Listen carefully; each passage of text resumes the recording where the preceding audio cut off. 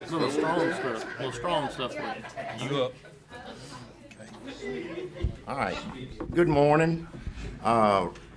Those of you from Rankin County, extra good morning, and those that are not, it's filling up quick. You better come on. I'm gonna call this meeting to order and ask Craig, will you say a prayer for us? Let's start with prayer.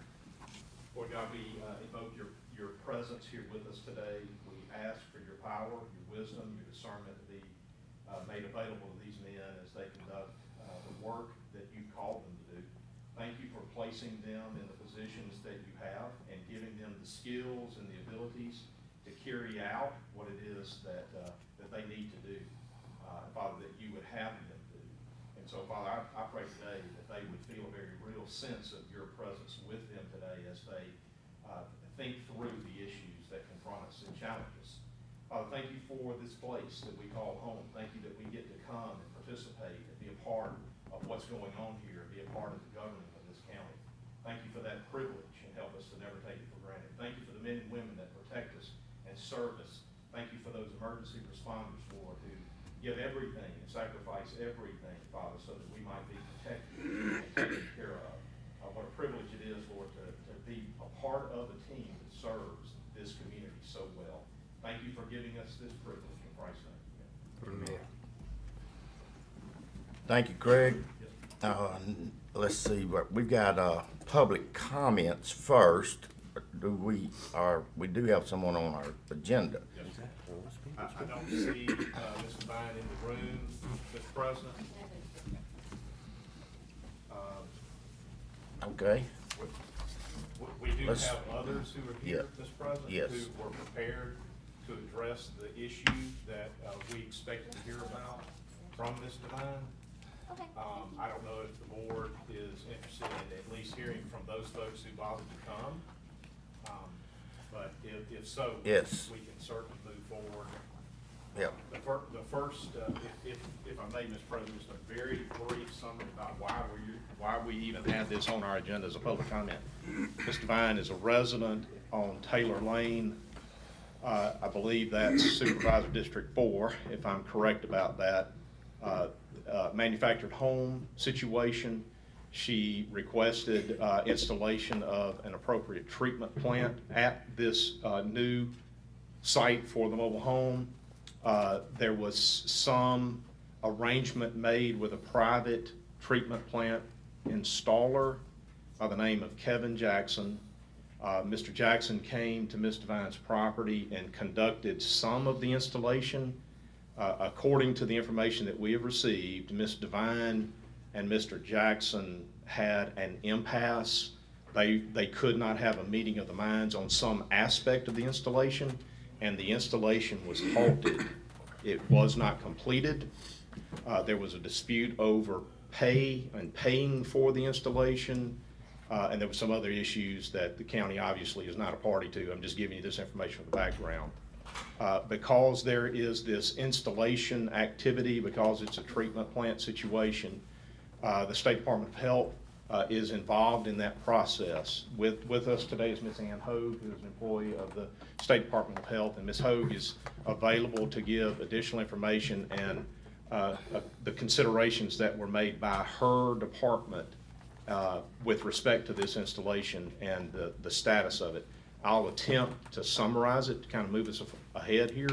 The long and short of it is, until there is a treatment plant that has been completed and installed and inspected by the State Department of Health, there is not a power release that is issued by the county.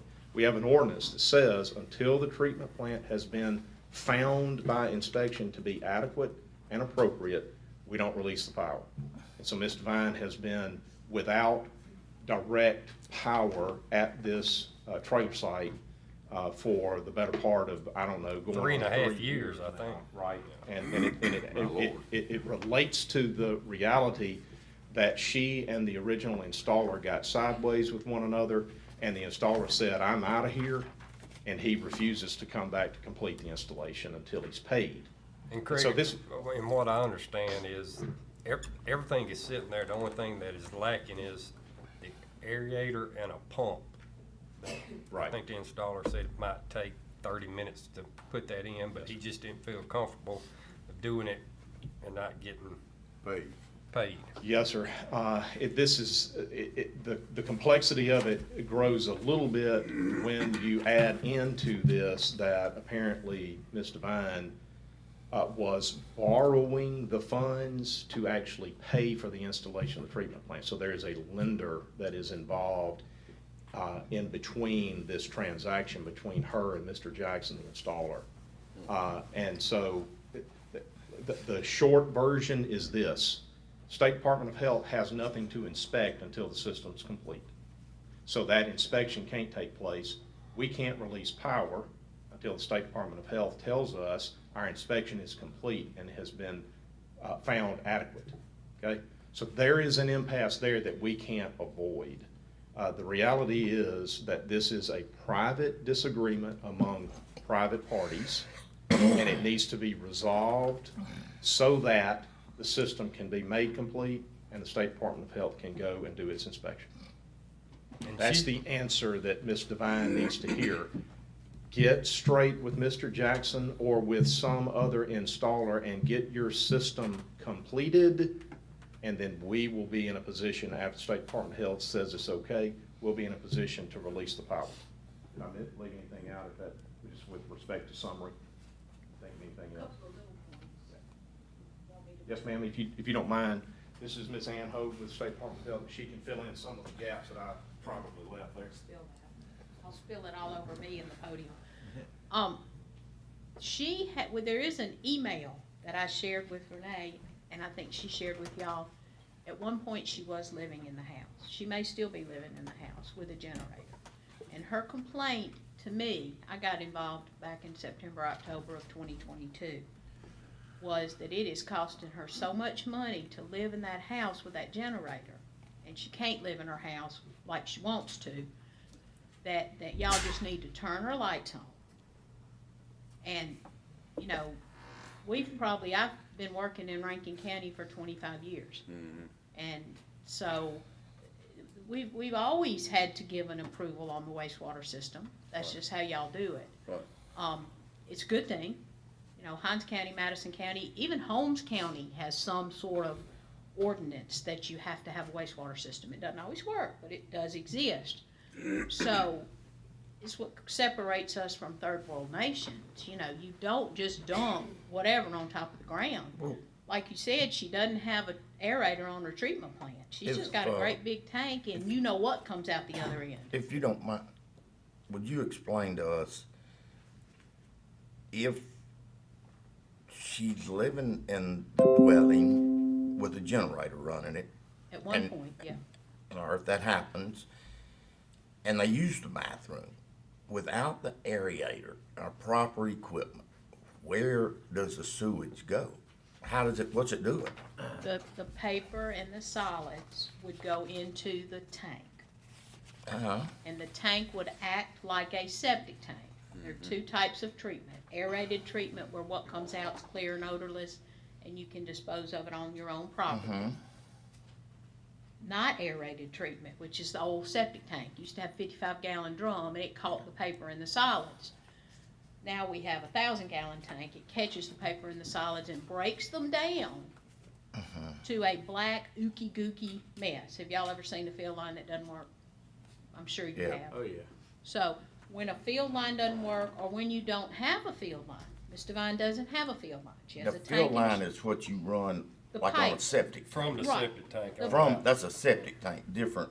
But what she's got now is basically a septic tank without a field line. field She line. just got a So box. what's coming out Okay. the other end when it catches all the paper and solids, and then there gets to be enough water in it that it overflows, you've got black, ooky, oily effluent that's just coming out on the ground.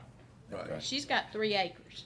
She can't keep that on her 3 acres, and she can't keep the flies on her 3 acres, and she can't keep the rodents on her 3 acres. So there is a chance if someone came to her house that had typhoid, and we've had typhoid in Rankin County, and they went to the bathroom in her toilet, that you could have typhoid out there, and we could have a typhoid epidemic. The whole Taylor Lane and that whole part of the country, the whole part of the county.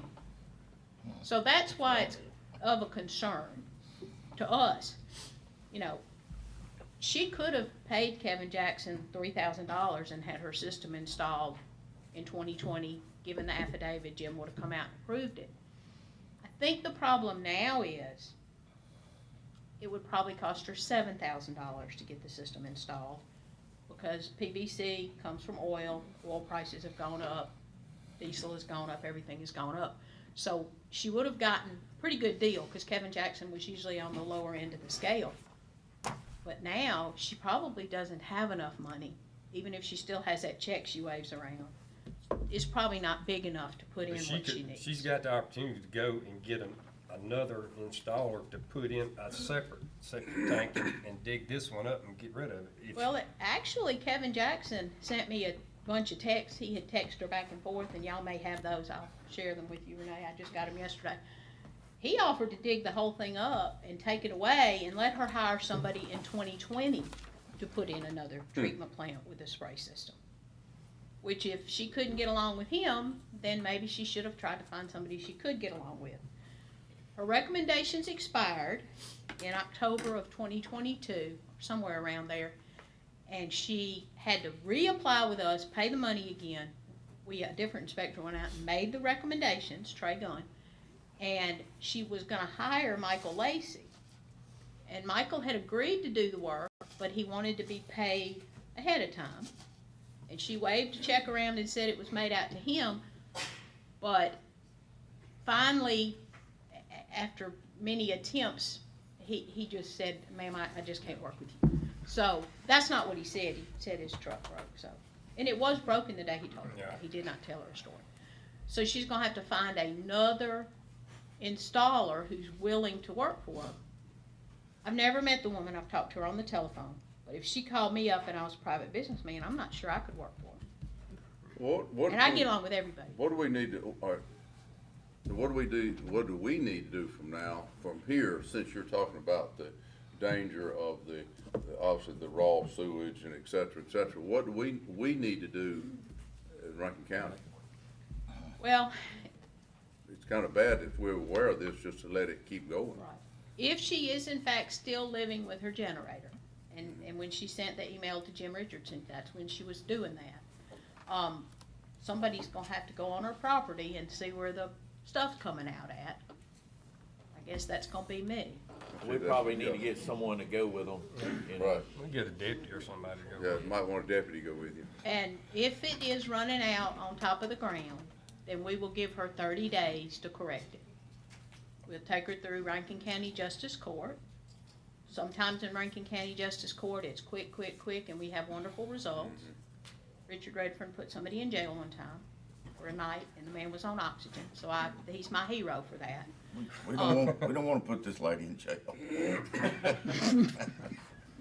But that's what'll have to happen to make her do it, probably. Okay. We would do that, but y'all certainly don't need to turn her lights on, because that's the only thing keeping her from having, she put 2 people who were gonna live in the trailer when she filed the application, but I don't know, she might have a whole big family. Yep. Well, can we not just, I guess, I don't know the right word, but condemn it to where no one can live there until this is, brought up to standard? The county does have that I authority. think it needs an inspection before we condemn it. Well, right. And I have an idea that I will share later Okay. with how to inspect it. It just came to me, Okay. and I think we can do it and not offend anyone. Sometimes you can do it with the aerial pictures. Or Sometimes, maybe Oh. a drone. yeah, It's just, All right. yeah, If the grass is real green on the other side Yeah, of the septic right. tank, it's probably running out on the ground. yeah, where Just the green so. grass grows. Well, sometimes if it's enough water, you can actually see the stream. I've seen that like on pictures, so. Yeah, Okay. Do y'all have any other questions? no, I think we're Just good. Covers that please don't thoroughly. turn our lights on. Because Okay. if you do, Then this will go forever. and we'll have a typhoid outbreak or anything, then, you know, Yep. we're gonna be the ones in trouble. I really hate she's not here. I She really may hate be that. out in the hall. They told me to wait in the hall, so that Yep. she may be waiting in the hall. You might wanna She- check. We check. She's not, okay. I hate she's not here, so I have to go through this again. Oh, well, we're not. We're- We won't have to come back. We appreciate No, you I mean, coming. we- I don't ever might, mind coming. I'd rather be here than stomping around in that stuff I've gotta go stomping around. You got your boots? I do. They come up to my knees too. But let me, we need to determine whether or not she is in fact living in the dwelling. Because that would be without a certificate of occupancy. I will stress that. We could probably She's get her not water completed. meter. Yeah, they can. She's not completed the process. She gets water And turned. so if she is living in the dwelling, she's Yeah, they in can get the violation meter of set. our building codes We and can- our permit requirements. So we will check that, gentlemen, and report that back to Ms. Hogue. And then, once we've established that she is in fact living there, if we can make that Yep. determination, I Yep. think that's probably the first step. Yep. Let's get some information that shows us that she currently is occupying the dwelling, okay? And once we have that, then we want to involve Ms. Hogue and talk about how we can conduct this inspection to determine what sort of a fluid issue we have, okay? And then Ms. Hogue can take it then from there and place her on notice, the 30-day notice. But I think the first step is let's get confirmation that she's living there. Sure. Okay? And she does have a water meter. That would be a good way to confirm if she's using the water from the, you know, she may say, I'm watering all my flowers 4 times a day, but, you know, if she's using a lot of water from her water meter, that might indicate she lives in. Okay. All Any right. questions? No, ma'am. Thank y'all. you. Good to Thank you see for you. your time. Thank you, sir.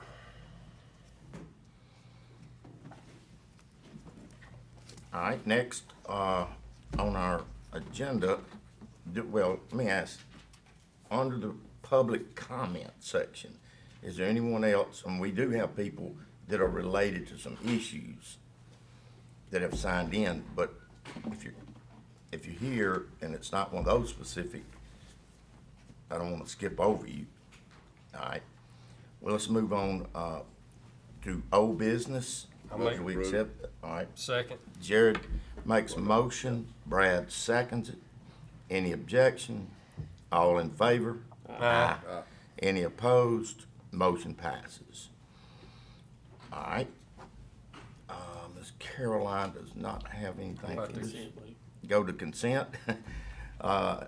Everybody had a chance to look at the consent. Motion approved. All right. I have a motion to approve by Jay, second by Daniel. All in favor? Aye.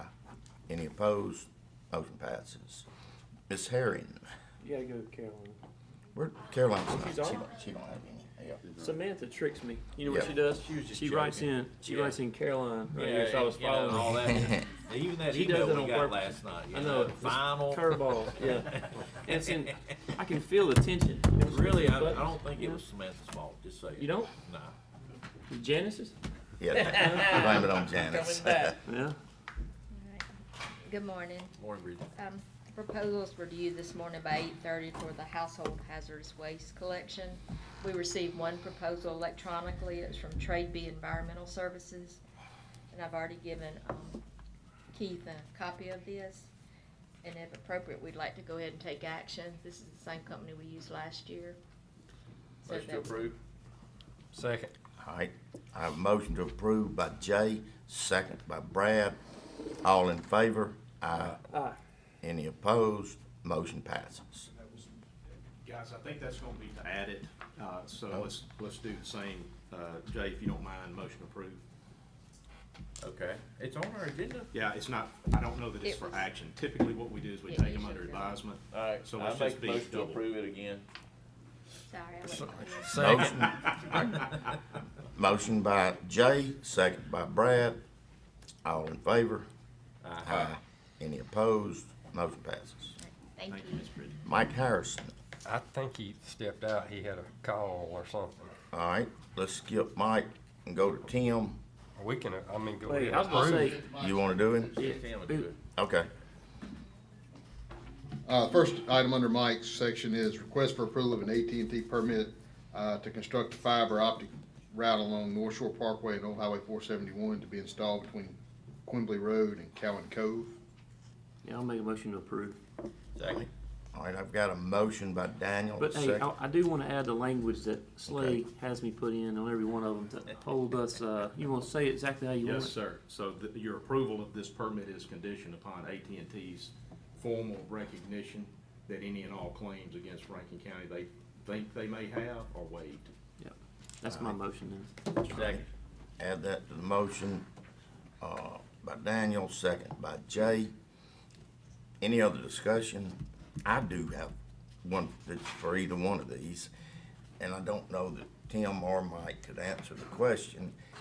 Is there a way that we can put some contingent that for every, whatever, 100 houses or 200 houses, that they will direct their attention to the rural area and include 10 houses? If we're gonna do this in the most populated areas where they're making the most money, could they give us a little bit in the rural? Let's think about that. I'm not putting that as a issue here, and it don't have to be, I'm just, that idea to help them push them along to help getting this in the rural areas. All right, we had the motion, a second. All in favor? Aye. Motion passes. All right, the next one. Item B is the request for approval of a ceasefire permit to construct a fiber optic cable route along across Henderson Road. Motion approved. Second. All right, motion by Jay, second by Daniel, and I'm sure the same wording that Craig. Oh, yeah. Actually, Okay. we don't have this issue with C-Spire, Steve. Okay, We don't have any claim notifications from C-Spire. They don't ever give us any trouble when it comes to damage to their infrastructure. I've never heard a word from them. If we've gotten into C-Spire stuff, they don't even bother to check up. I really don't understand this, though. They already have C-Spire on Henderson Road. This is actually, I think, and Jay, I review a lot of permits, so don't hold me to this, but I think this is actually just crossing the road to serve a house. It's not a main line, it's a lateral. If they're Okay. crossing the road with a bore or something, that they're permitting all that now. Gotcha, all right. all right, we had a motion and a second. All in favor? Aye. Any opposed? Motion passes. Mr. Tim Parker, if you'll come up. That's about as Present, good- sir. That's about as good as Mike Harrison's section's gone. And as fast as I've gotten to Yeah, the podium yeah. for my section. It didn't add anything. Didn't even add nothing. Better. Mike didn't even add nothing. I got one more, no. Item A under our section, Mr. President, is Freedom Ridge Park 5. We're recommending approval of that preliminary plat. All right, do I have a motion? So moved. Second? I second it. Any other discussion? All in favor? Aye. Motion passes. Item B, Mr. President, and I worked hard on the wording of this. Looks like it. Authority for the road manager to initiate all in-house activities related to placement of the access road, staging of materials, and other services related to Mill Creek American Rescue Plan project. Authorization to secure written permission for entry from affected landowners. Finding by the Board of Supervisors that the use of county forces to conduct pre-construction activities related to the Mill Creek American Rescue Plan project and to document the amount thereof at prevailing county cost for FY 2023 is the preferred method for cost recovery pursuant to the MCWI program in view of alternatives under the circumstances. The resulting cost for reimbursement purposes pursuant to the MCWI program is reasonable in view of the uniform guidance found in 2 CFR 200. Authority to advertise, I repeat, authority to advertise Mill Creek American Rescue Plan project as submitted to and approved by the U.S. Army Corps of Engineers. Is there a short version of that? Well, my version think- was one I think sentence. it's, this is, It got edited. service road. Not according to Horn CPA. Drive down it. Yeah, how far are we going across the golf course? We're going all the way down the creek. Like- Where we So get we're to. gonna put a road in? It's not a No. road. I mean, I guess it's kind of a loose definition we've always used as what a road is in Rankin County, right? It's So a path. this is gonna be a pathway of dirt. Okay. So They've got to have some access from a major road. This is some of the monies, ARPA monies. all of the that- ARPA monies. Yeah, that the state allowed us to use in these type areas and this, and hopefully we'll see more of this in other flooding areas.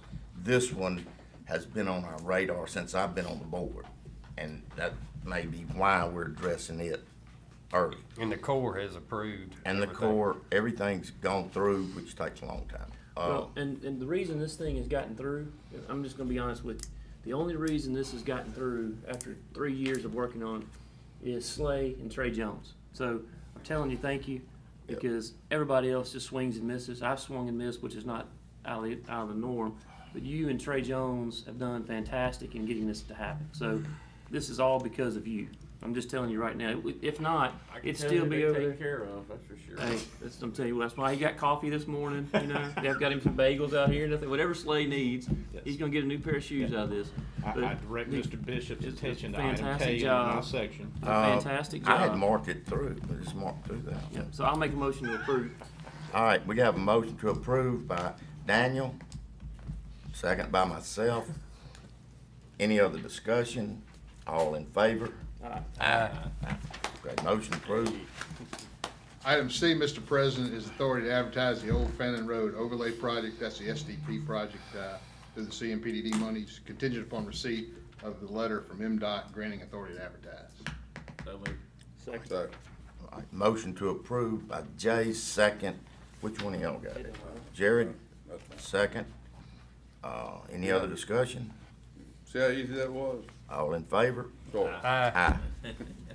For the record, I wrote that one. Yeah, All right, I Jay. can understand that one. Appreciate all the help I'm getting from the consulting engineer this morning. I'll make a motion to approve A, B, and C for April the 27th. Set a public hearing. All right, I have a motion to approve A, B, and C Set these public hearings, right. by Calhoun, second by Jared. Any other discussion? All in favor? Aye. Any opposed? Motion passes. I'll make a motion for D and E to be set on May the 1st. Motion approved, Second. All right, or second, whatever, yeah. Yeah. Mr. Calhoun made the motion, Jay seconded. Any other discussion? All in favor? Aye. Motion passes.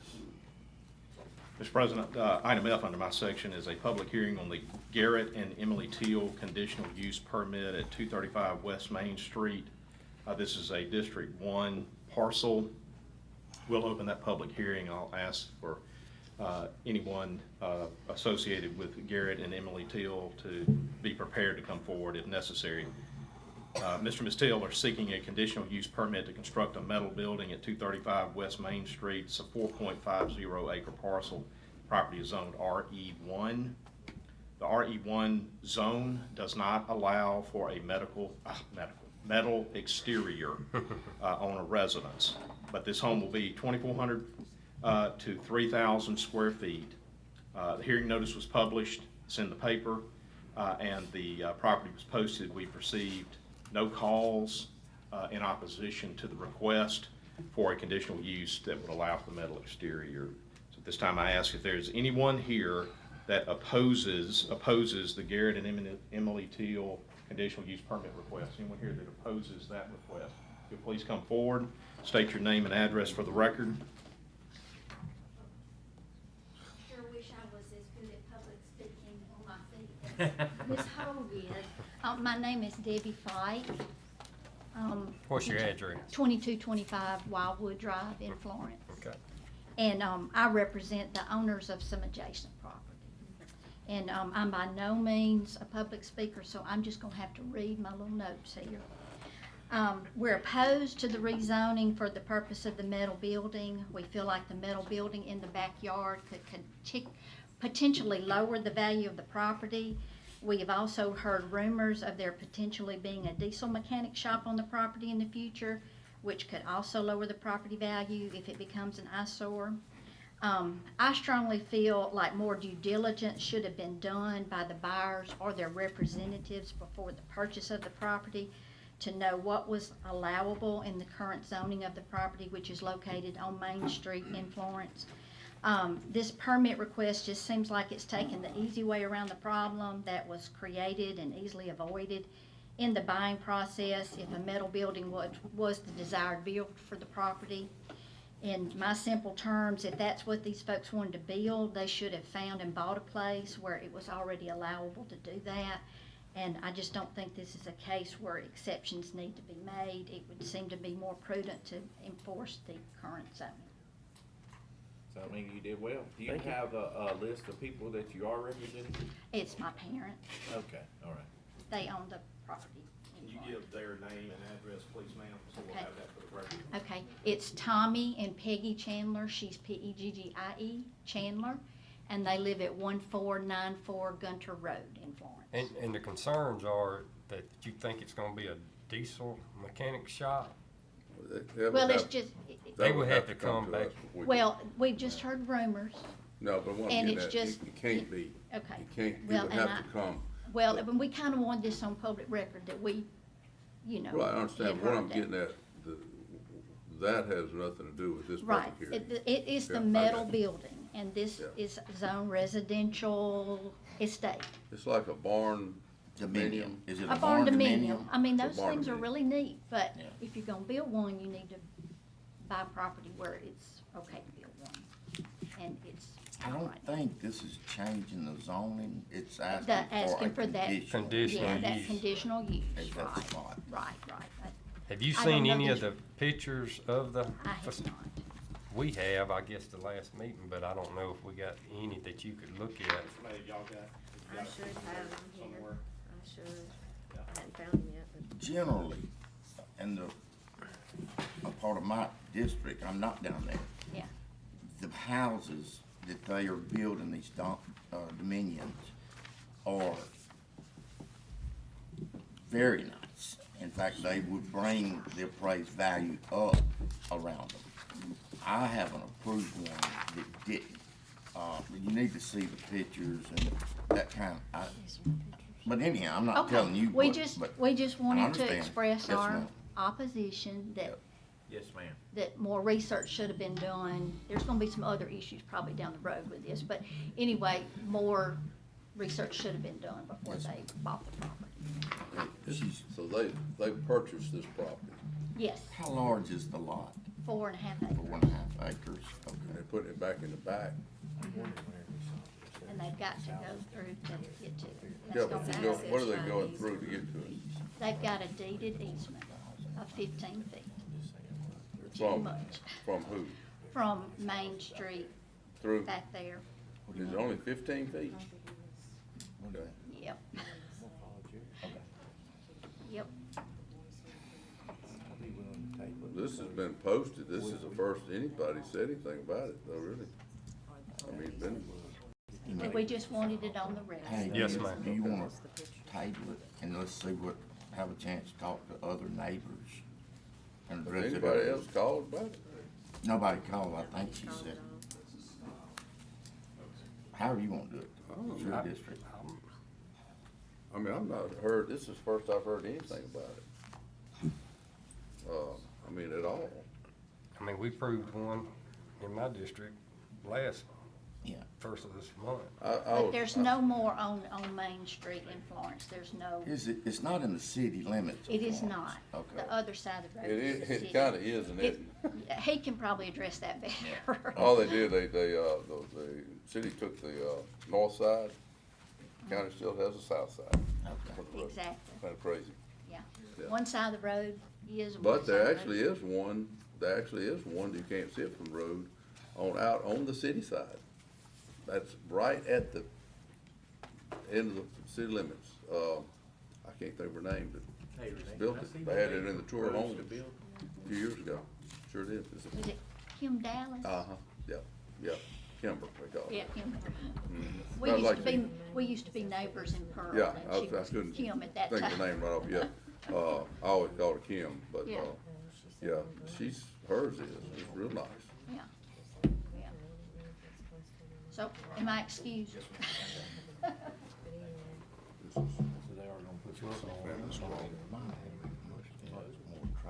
don't have a problem with it. I don't know what this first one is. Would it be 2,400 of living area? Of living area. Okay. All right. Mr. President, if we're prepared to move forward, it may be appropriate to ask if there is anyone else here to speak in opposition to the Garrett and Emily Teal conditional use permit requests. Anyone else? Okay. I mean, Mr. President, before we move forward, let me walk you guys through your considerations under a conditional use. I want to stress this. It's not disallowed in RE1. It is allowed with conditional use. Okay. So I want to make it clear, we're not talking about something that's not allowed, period. It's allowed, but with conditions, okay? So you're being asked to permit it with conditions. okay, That's what you're here to do. And so before you permit it with conditions, there are a number of considerations that you make whenever we're doing this. It's helpful sometimes just to quickly go through these. Ingress or egress issues, they have a deed of easement of some description that will serve one residence. It's 15 feet. I think that matter has been addressed adequately under our considerations. Off-street parking doesn't apply. Refuse and service areas, this is a residence, not a business. Utilities with reference to locations, I'm not aware of any issues with utility placement or locating. Screening, buffering, or reference types. This parcel is well off of the traveled roadway. It's a lengthy, how long do you think the driveway is, Renee? Probably a couple hundred feet would be my guess, at least. It's too small for me. Yeah, so we've got, we have a significant distance off of the traveled roadway to get back to the site, back to the property line. And then the residence itself will be located on the property some distance away within our setback requirements. Required yards or other open spaces won't apply in this case. General compatibility with adjacent properties, that's generally the one that we need to spend time with. We think about what are the adjacent properties. That's why you guys spend so much time when we're looking at barn dominiums. You want to see what is the elevation, what does it look like? And the idea behind that is we want to make sure that it's compatible, even though it's metal. We want to make sure that it looks like a house, right? It looks like a residence. Okay. And so you have to be satisfied about that. Renee has shown you what the residents are intending to build. And, you know, I may not be the right person to ask about this, but it looks like a house to me. Just has metal exterior. Have you seen the pictures of it? The last consideration is any other provision that's deemed applicable by the Board of Supervisors. This is where you would pick up issues like, can we reasonably expect some sort of devaluation in surrounding property owners? That has not been our history with these types of construction. We've not seen, at least no one's ever presented to us, appraisal level evidence that they devalue surrounding properties.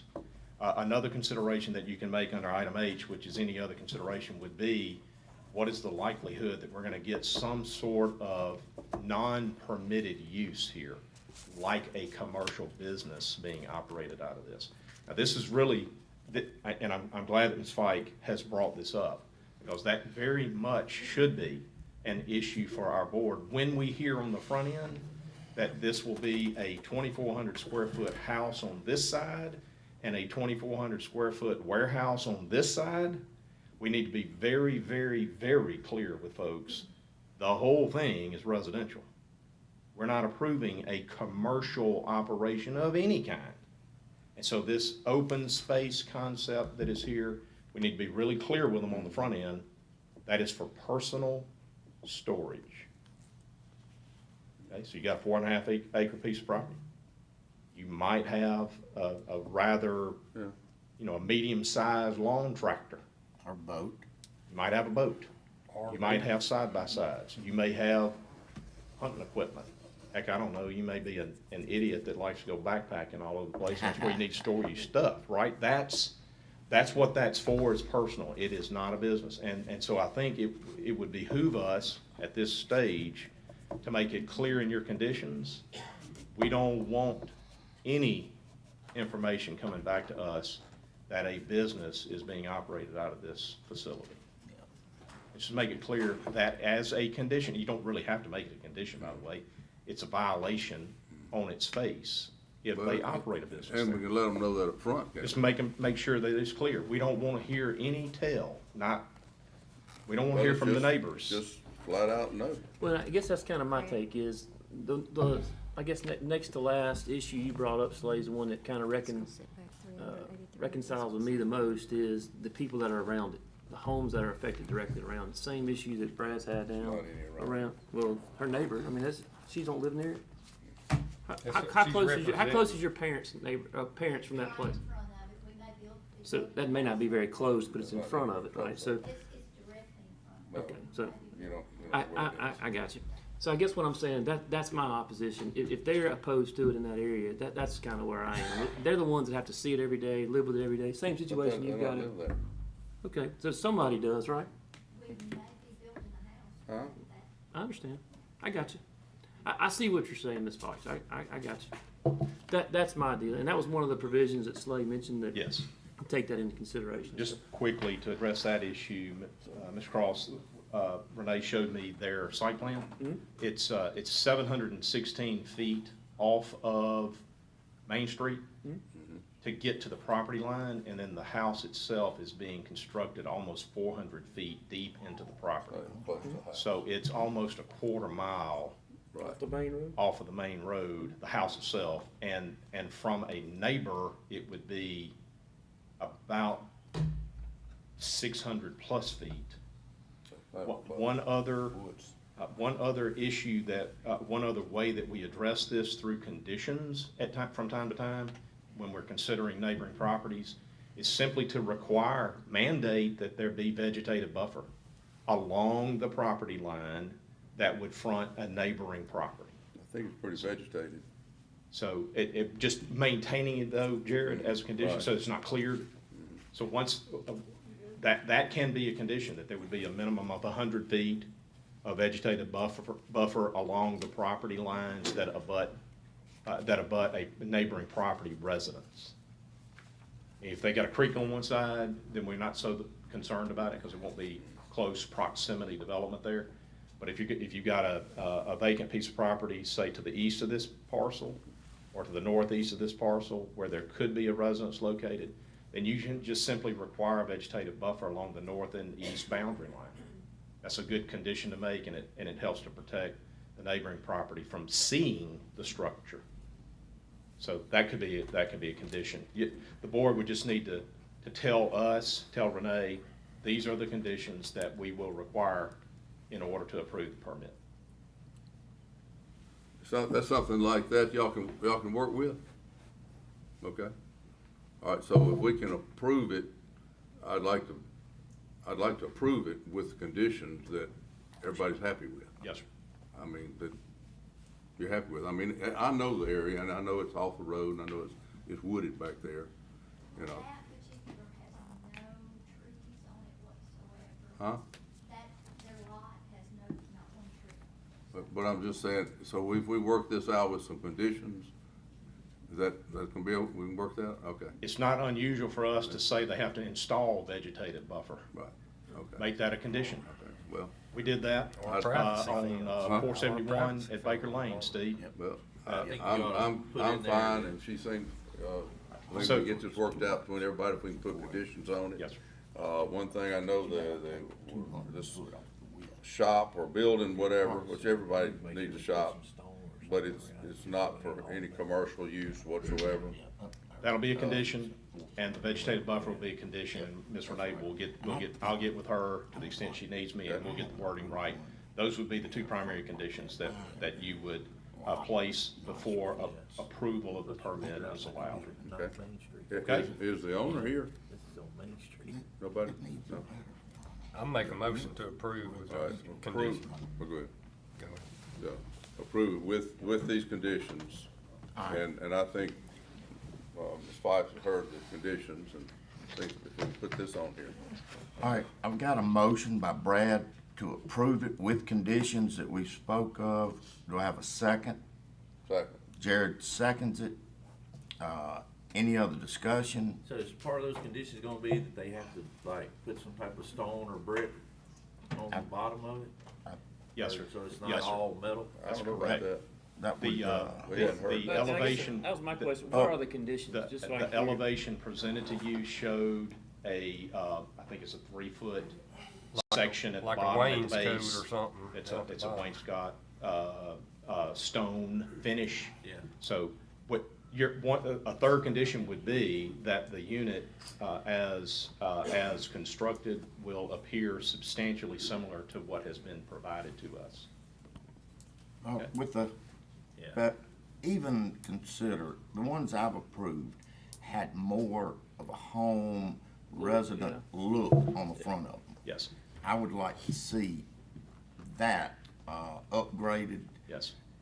to where it is a home The that's elevation. made out of metal. I'm not opposed to the metal part, but I want it attractive, and that's what we have done. Yeah, most of the time, the metal is actually made to appear as if it is board and batten. And so it kind of looks like a wood exterior They as have opposed to some metal. metal stuff now that actually, like you said, it's not just, it's metal, but it's a design that looks like. It looks like what board you're and saying, batten. And this particular elevation that was presented, gentlemen, has a gable front porch structure with the decorative wood supports, metal banding. It's that country chic kind of architectural approach. I'm getting way outside of my. Sound like a decorator. Yeah, rustic.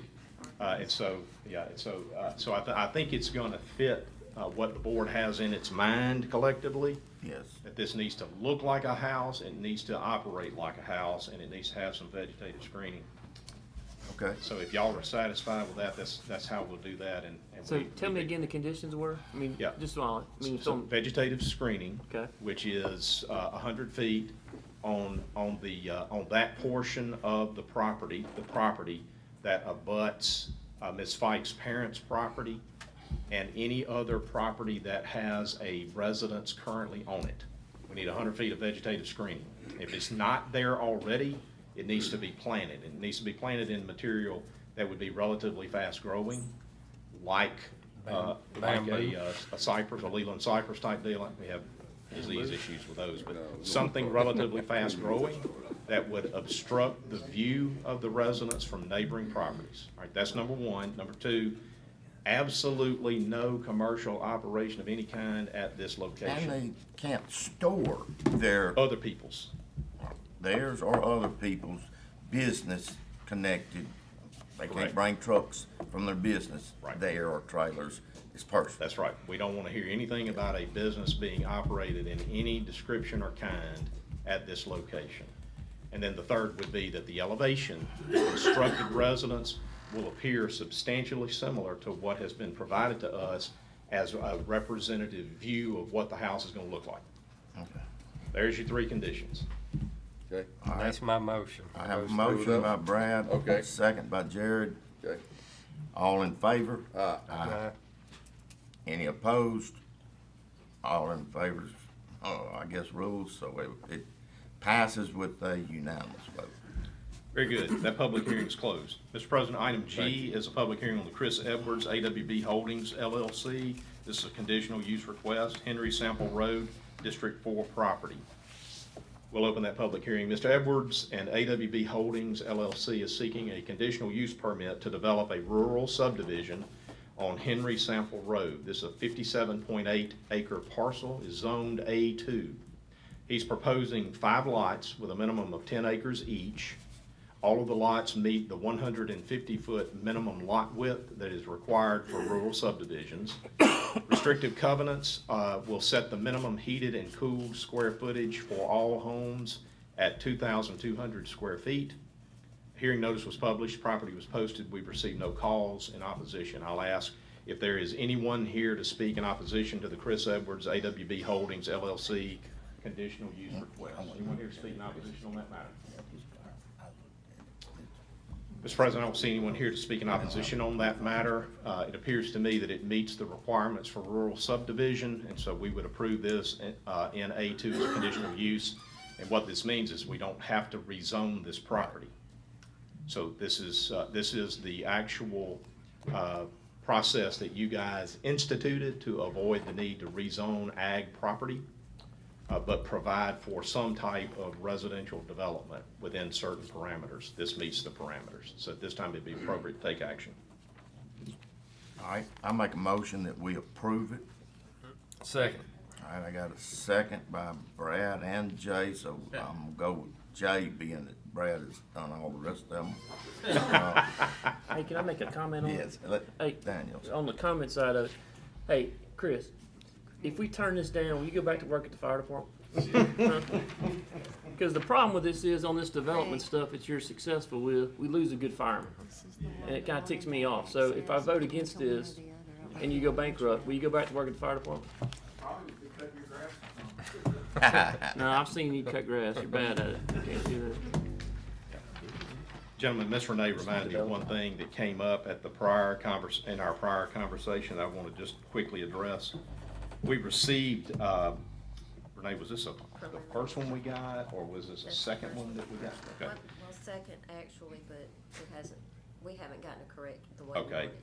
Yeah, so we got a preliminary plat that was presented to us on behalf of the applicant that has on it, and I'm looking at it right here, and I'm having to really dig deep to be able to see this. It looks like it's between lots 4 and 5, and there is a proposed 60-foot ingress, egress, and utility easement that bisects those lots, that runs from the right-of-way of the public road, Henry Sample, and proceeds generally north and west across the lot 4 and lot 5, and it may be all on lot 5 lots. We would request that we receive, as a condition to granting this, that we would receive an updated plat that does not reflect any ingress or egress easement running from Henry Sample through the property. We just need the lots to be depicted here with no ingress, egress easement. This would appear to connect to some possibly private, what may have been an old logging road, and that would allow for access across lots 4 and 5 to get to this logging road. But I'm not comfortable as board counsel authorizing that easement through there, because we have no idea what the plan is for property beyond that easement. And the easement does not appear to be necessary in that the logging road is already in place from Henry Sample to the point that it would intersect with this easement. So I would make a condition that there be no ingress, egress easement as reflected on this plat, and that we get a corrected plat. All right. I made the motion. Who seconded it? Jay. Jay seconded. Okay, that was where we had Jay it. to second. That's right. Jay seconded. Any other? Other discussion? Here we go, another discussion. Just to kind of clarify that issue. Yeah. So Say your name and who you are. I'm Mike Love, I'm with Benchmark Engineering, I represent Chris. Chris is kind of doing this work for him. So that easement we're talking about, the 60-foot strip, that was to get to a property that Matthew Freeney owns in the rear, you know, just for him to have really better access than that winding logging road that he's, you know, going through now. So that was the reason for that, so. And it could potentially, it's a large piece of property, like 800 acres behind there, that could be used for several different things that you might want access to. So, you know, if we say we can't get access to it, to totally deny the access, I don't know that it's just my opinion. Is that the only way they can access that property? Well, there's a little goat trail logging road that gets to it right now, that's just a winding logging road. This would be another option if development ever came about on the property. On the 800 acres? I got you.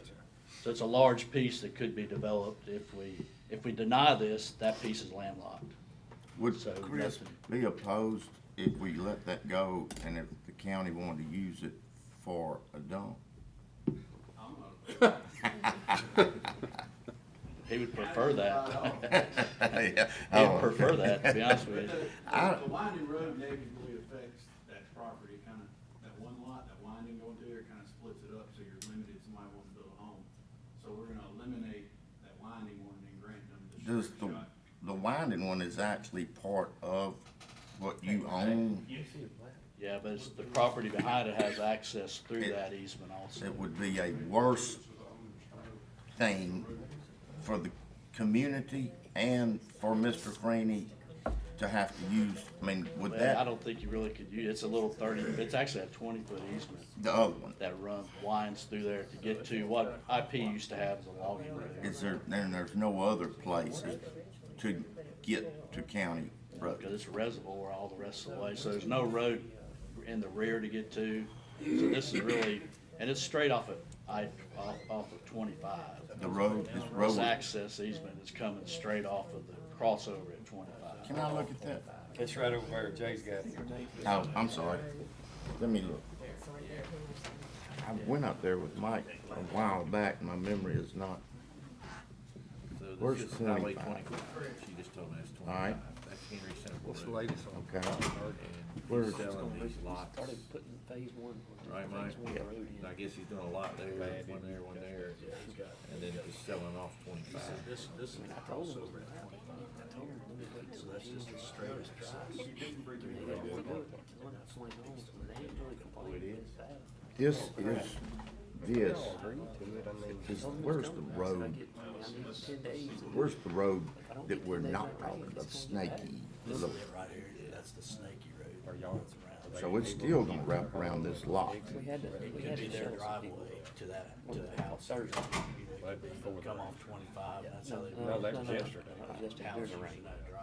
And you are I think we got- proposing, You were saying the cross connect is right here. yeah, Cross over, they just do a straight access. what about, now this is, These would use it. You expect I it to mean, happen? it's just like, if You it was expect during it the to happen? summertime, it would've been called a hurricane. I mean, it's sitting right there on top of the circle. You expect it to happen any different And for this- me? Well, they got, their drive is gonna be coming out over the Oh, I got you. this Can I circle this, let me rein us back in and talk about what I think are the real issues here. You're talking about a Plat 4A subdivision, okay? The purchaser of Lot 4 and the purchaser of Lot 5 can construct their own driveway wherever they want to put. They don't need an easement. They don't need a 60-foot easement There- to locate their driveway. So the question that has to be asked is, why do we need a 60-foot easement going to property that is not a part of this platted subdivision? Well, they gotta have an I easement mean, they got, to I get think, to their Gotta have property. I think they Not need, according to what I'm seeing on the documentation. They have access back, it's just it's a substandard logging road that we would prefer not to have to use. I can assure you, Mr. Franny's 800 acres has access to Henry Sample. And it's by virtue of whatever he got from Potlatch or this, or whoever was the successor to that's cutting this Georgia lot. Pacific. He's got access through some They would means come of over here easement, somewhere, okay? I guess, I don't know. Here's what concerns me about a 60-foot easement, direct shot. A lot of logging and a lot of dirt hauling can be done across that easement through the middle of a platted subdivision.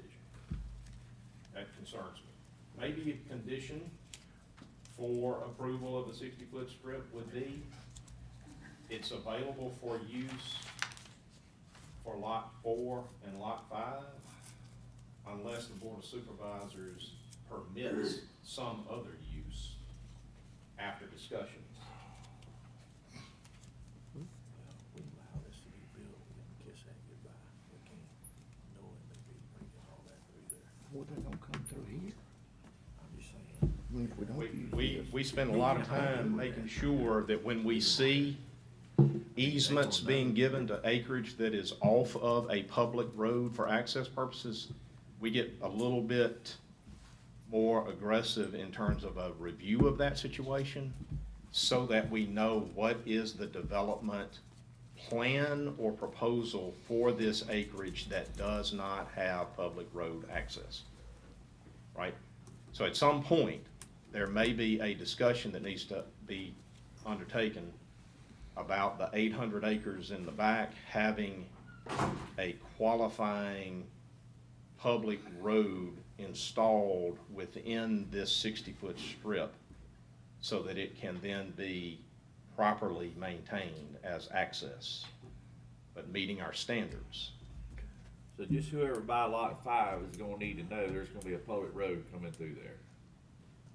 You know, Well, or possibly a public road, if, you know, but, later. yeah, I mean, it's 800 acres back here. And so- and I'm assuming that it's Mr. Freeney that's getting the easement, right?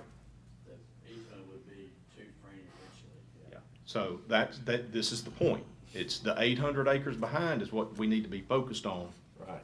I'm not worried about lot 4 and lot 5. Yeah. They will see it because it's on the plat. Yeah, when I'm they buy worried it, about the they'll- 800 acres behind that is likely to be coming through there with a whole bunch of dump trucks.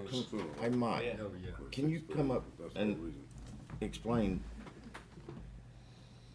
Can we, Let me- can we maybe see if Mr. Freeney and that 800 acres already got an easement coming out? This is the existing 15-foot. If they already have an easement coming out, Oh, okay.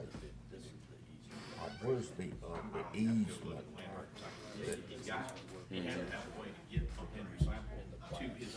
So this is gonna happen right here. This is already a dirt road. This is already a dirt road. This is Franny's. Okay, all right, okay.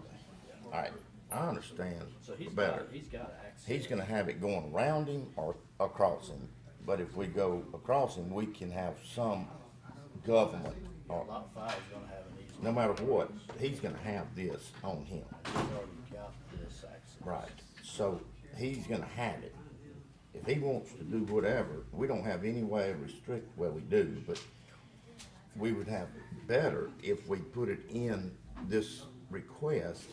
This right here is gonna be limited without coming back to the Board of Supervisors. It's just not great planning because those people are gonna be pissed. Well, either way, Down the road. they're gonna, If it's up front. it's gonna be around their lot or across. And if we can have control of what type of road is built through there and what's allowed, then, but we don't have control on it going around them, really. So it's already there. Okay. Well, we have control in that you don't have to approve anything other than one house permit Yeah. on 800 acres. Right, Okay? Right. right. He Yep. can always do take that one option house. and he can help himself to his 30-foot easement he's already got. Yep. He's got access, he doesn't need any additional access.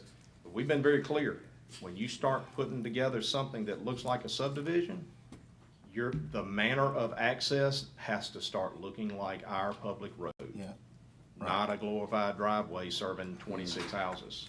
yes, sir. Yep. We've been down that road. Right. No pun intended. Just whoever many buys times. lot 4 and 5 is gonna be having a lot of traffic. Well, one way or the other, they're gonna have it. It's either going Yes. around their edge of their property and up beside them. Or through it. And if we leave it alone, we don't have as many ways to govern it. Yeah. Right now, we do, with this request. I think we put some, yeah, right. So the Okay. easement would be qualified, if I have it to do myself, I'm gonna let the board decide how it wants to do it. But my suggestion would be this: the 60-foot easement, as reflected on lot 5, is exclusive to Mr. Freeney. Okay. It's not transferable to any other party Okay, without what- Board of Supervisors authority. That's Alright. number one, without Without y'all's our authority. Okay, yeah, Okay. that's a little better. Not transferable except with the board's authority. And we'll put that in as a condition. Number two, that easement can't be used for commercial purposes until the board has been told what they are and the extent of it, and has made any considerations as it relates to how to protect Henry Sample, protect the owner of lot 4, protect the owner of lot 5, whatever the board Yep. wants to undertake as a consideration at that time. The use needs to be conditioned on Board of Supervisors authorization. So it's both the exclusivity and the use require the board's participation. If we can get that documented on the plat as such, Mike will probably just want to put that language on the plat. So that there won't be any argument about who shot John at that point. It's in the records. If that's satisfactory, those would be the two conditions that I would make. And I think Mike's gonna put together a final plat for us on this one, and we'll file it. Yeah. Given the issue here with the requirement notice to the public, I hate it. I apologize, but we've got to do something to let everybody else know what we did here. Okay, gentlemen, is that satisfactory? Yes. All right, then it would be appropriate to take action, gentlemen, with those two conditions on the easement.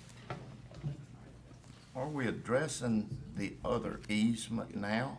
I mean, if we approve this, and they say, well, we can't run our dirt trucks on the, No, sir. they still can. That's not before you, because that easement is actually not on the plat. It's reflected on the plat, but it's not a part of the platted subdivision. Okay, all right. We've heard all this, put it together. Do we have a motion to approve? So moved. All right, Jay makes a motion. Do I have a second? Second. All right, Daniel seconds. Any other discussion? All in favor? Aye. Any opposed? Motion passes with those conditions. I don't want Ms. Freeman to get the impression that we're doing anything today that affects his 30-foot easement. We're not doing anything that affects his 30-foot easement.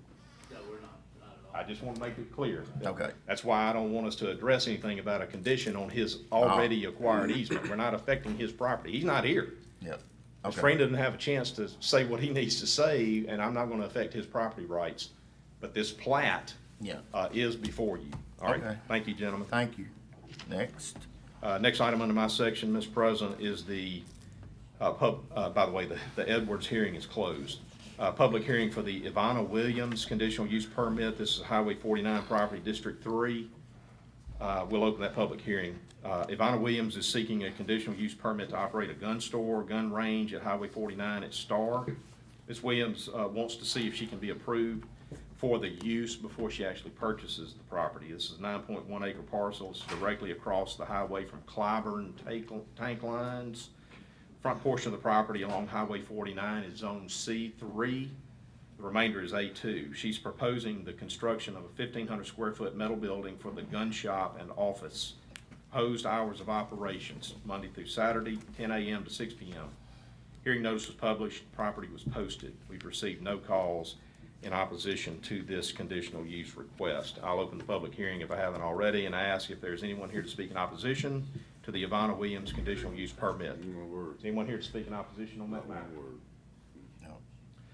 Mr. President, I don't see anyone here to speak in opposition on that matter. At this time, it'd be appropriate to take action. I think, Renee, do we have conditions on that one? Oh, we do. Did you give them to me? Yes, All sir. right. We've asked for the following conditions, gentlemen. This is subject to your approval. Install an 8-foot privacy fence along the east and north property lines of this Oh, property. that's the wrong one, Craig. That's Am I reading the wrong one? Wrong one. Yeah, I knew that. Hang on, Oh, Renee. that's Keep the it straight other now. fence. You know, it's Renee's job, make sure I don't get this mixed up. Condition 1, follow the accepted standards for construction of firing ranges and shooting facilities that are put out by the National Rifle Association or other like guidance. That's number 1. Follow the rules for setting this up that comply with the NRA's standards. And the hours of operation, as we said, are Monday through Saturday, 10 a.m. to 6 p.m. Those are the two conditions. All right. We heard from Ms. Williams. She demonstrated what she plans to do and how. I'm ready to take a vote. Do I have a vote? I'll make a motion to approve. Second. All right. Brad makes a motion. Jared seconds it. Any other comments, discussion? All in favor? Motion passes. Next.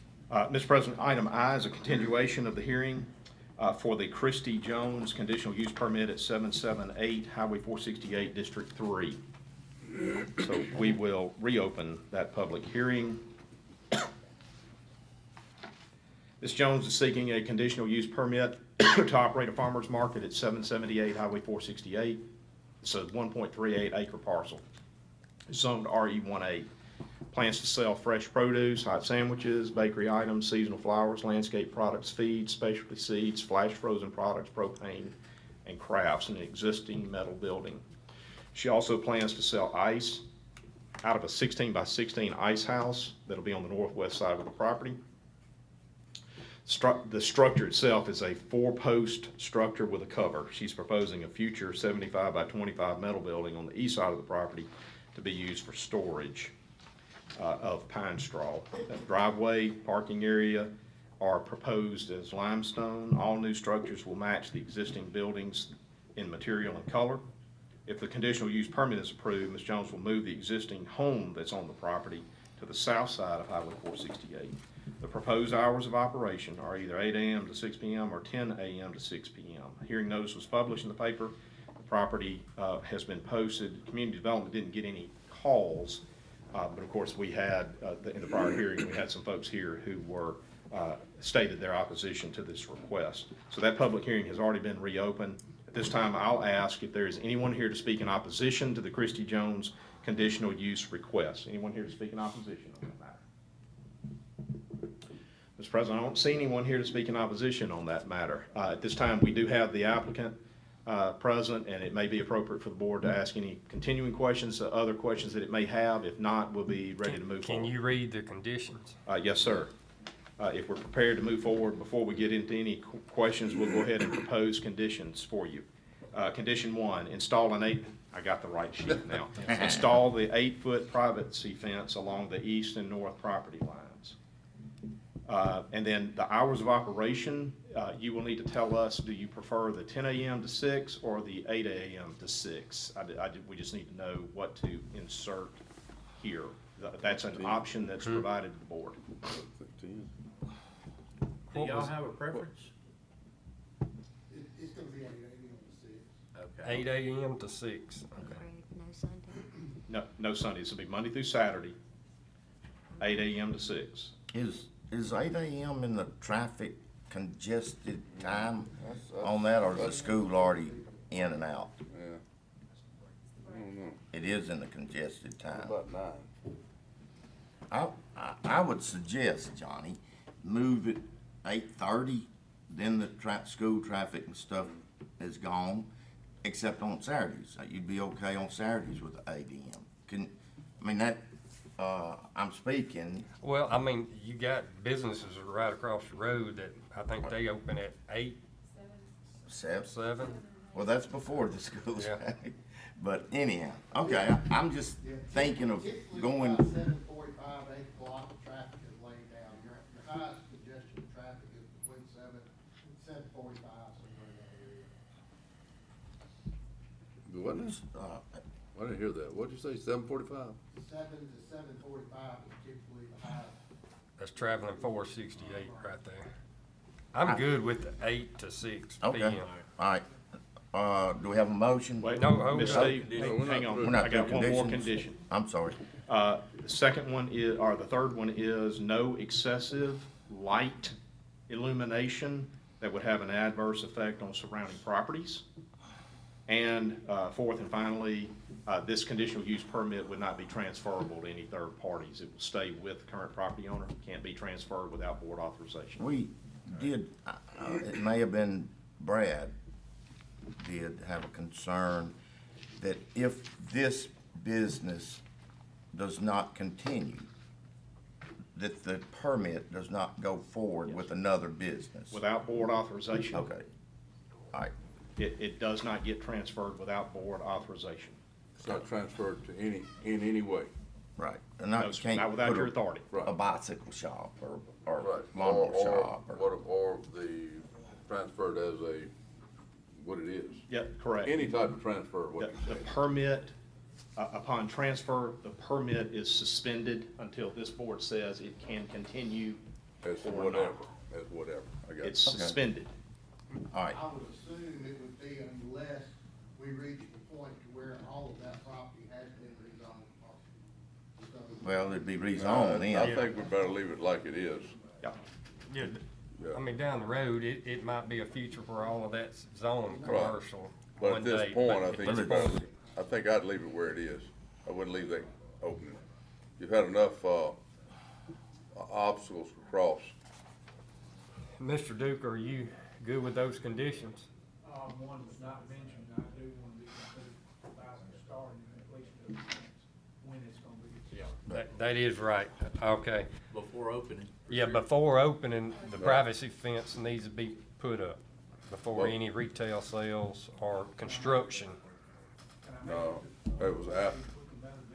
Remember you said, Bradley's He asking a asked question. if it could be put up prior to the reconstruction of the new building that's being proposed. I'm fine with that. Okay. Okay, Let's just make the condition that the fence is the first thing that happens out there after this permit drops. The fence goes up. well, he's got but he's to, got to clear the trees. and clear the- Understood. But after that, that's when the fence goes up. Understood. and move his house. Yeah. Okay. Move the Let's, house, do the clearing work, install fence, then build the building. That's correct. Okay. Very good. Is that, you That's good with good. that? Okay. Okay. Let's move on. I've got, All right. all I got you, go ahead. right. Do I have a motion? So moved. All right, Jay's made a motion. Do we have a second? I make a I'll second. second. Any other comments? All in favor? Ah, Motion passes. Thank y'all for working that out. That public hearing is Yes. closed. thank you a lot. Thank you. Mr. President, item J into my section, I'm going to take the time to actually read through this. This one's a little bit unusual. We don't typically have this before us, but I'm glad to have the opportunity to walk you through this. Authority to reject the 2023 homestead application, and there's a redacted copy in your minutes that was filed with Rankin County Texas Assessor's Office by Victor Brunius for the real property that's located in Rankin County at the address 201 Jeffries Drive in Pearl. This is Rankin County parcel ID E8Q-8-1080. The property owner failed to register vehicles owned by the applicant with Rankin County and continues to maintain out-of-state license plates on the vehicles. So this action is authorized pursuant to Mississippi Code annotated section 2733-37. And I'm asking for authority of the tax assessor to assess the appropriate ad valorem taxes for 2023 upon the property without the homestead exemption credit and for issuance of a new tax bill that reflects that valuation. So the tax assessor is charged statutorily with the responsibility to investigate homestead applications on a routine manner. And in this particular one, our investigator discovered that this gentleman has requested homestead, but he has not tagged the vehicles appropriately as required by law. And so because of that, and by the way, I'm pretty sure that it's been communicated to him that he needed to get those tags handled. Like always, I make Yes. it crystal clear. And he refused to tag the vehicles. So he's made his choice. He wants to pay a lower rate on his tags. He ain't gonna get his homestead. So, so this action would provide for rejection of the homestead exemption application and the impression of the appropriate tax without the homestead credit. All right, do we have a motion? Jay makes a motion. I'll second it, unless you want me to. Mr. Calhoun, I want you to. Mr. Calhoun seconds it. Any other discussion? All in favor? Motion passes. Last but certainly not least, item K. This is authorization I'm to just publish not notice sure to about bidders. Authorization to publish notice to bidders. This is a District 5 matter. Authorization to publish notice to bidders. You got that without bringing him coffee, Bishop? Oak Grove, Uh-huh. Oak Grove American Rescue Plan Act project. Let's talk about that one just for a second. Oak Grove is a important stormwater ARPA project identified by the board long ago and is currently moving through the U.S. Army Corps of Engineers process for permitting. What has happened at this point is that the plans and specifications for that project, which are extensive, have been submitted to the Corps for review. Their review has reached the point where they have now issued a notice of publication to any affected property owners or any people in the public that wish to comment about the request that has been made by Rankin County for a permit to allow for the construction of the Oak Grove project. That process will take some period of time, probably in the neighborhood of 4 months. In the interim, we would like your authority to prepare the notice to bidders but not necessarily file it until such time as we have gotten to a point in the process where the timing will allow us to go to publication, so that when we get the core permit, we are prepared to move immediately forward with the bid process. So I'm asking for authorization to publish the bids, but necessarily wait until such time as it's appropriate to actually publish that notice. So we can time it all just We're right. just trying to time it. Good luck. Yeah. Motion approved. Second. All right, I have a motion to approve by Jay, second by Daniel. Any other discussion? All in favor? Aye. Aye. All in, any opposed? All in favor? Aye. All right. Gentlemen, No I've got opposition, motion Mr. Jones coming. He'll be here at 10:30, and we're gonna need to walk the board through an executive session that is heavily based on litigation. So much for that. Steve. Yeah. All right, Keith. Good morning.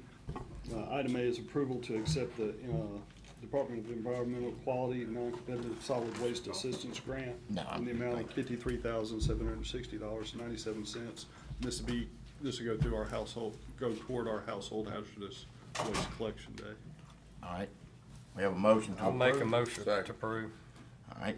Brad makes a motion to approve. Jared seconds. Any other discussion? I do have a discussion that's not limited to this, but at some sites, or one site, where we collect this hazardous waste or household, Puckett.